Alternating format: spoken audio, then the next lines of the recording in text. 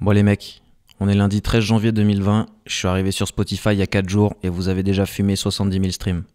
Je suis passé numéro 5 en podcast politique sur Spotify France et 32e au classement général. J'ai aucune idée de qui vous êtes, à quelle occasion vous m'écoutez et surtout où vous m'avez connu pour la plupart. Mais je tenais à vous remercier. Entre les dons sur le Tipeee, les messages de soutien et les insultes de mecs qui comprennent rien à ce que je raconte, je dois vous avouer que je suis plutôt gâté là-dessus. De plus en plus de gens me reconnaissent dans la rue, je sens qu'il est en train de se passer un truc, et pour tout vous avouer, ça fait flipper. Ça fait flipper quand je me fous dans le lit et que je fixe le plafond et que je me dis que vous êtes en train d'écouter des trucs que j'ai pondus par nécessité personnelle. Ça fait flipper quand je me dis que je suis en train d'inventer la première drogue à double sens, un genre de cocaïne qui aurait besoin de ton nez de temps en temps pour aller mieux, un petit bout de shit dans ta poche qui irait tout seul s'allonger sur la slim.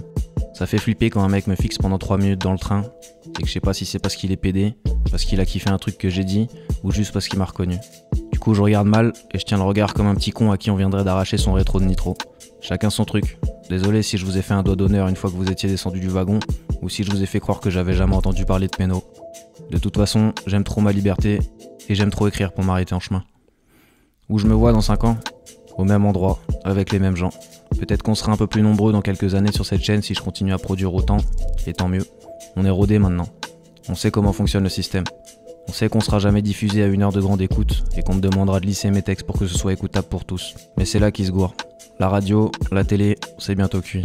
Ils nous ont fumé le cerveau à glisser 10 minutes de pub toutes les 3 minutes, et maintenant on sait même pas comment on a fait pour grandir là-dedans. Du coup, c'est un peu moi qui commande. Et ce sera comme ça jusqu'au bout, c'est une promesse.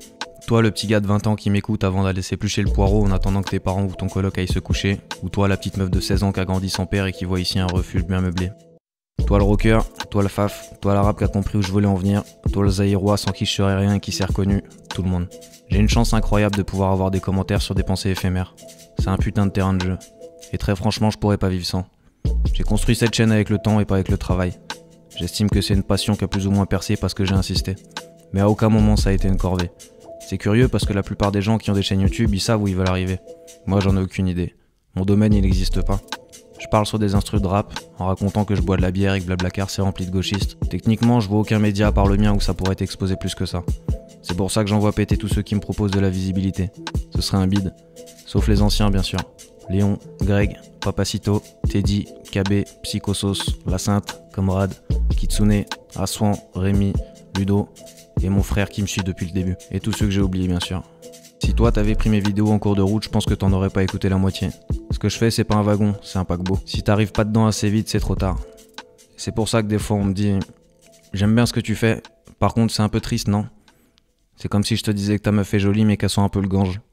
C'est pas triste ce que je fais, c'est éphémère. Parfois je vais bien, parfois je suis énervé, parfois j'ai envie de parler. Pas besoin d'analyser. Écoute, like, dislike, j'en ai rien à foutre. Le principal, c'est le pourcentage de gens qui auront passé un bon moment. À bientôt.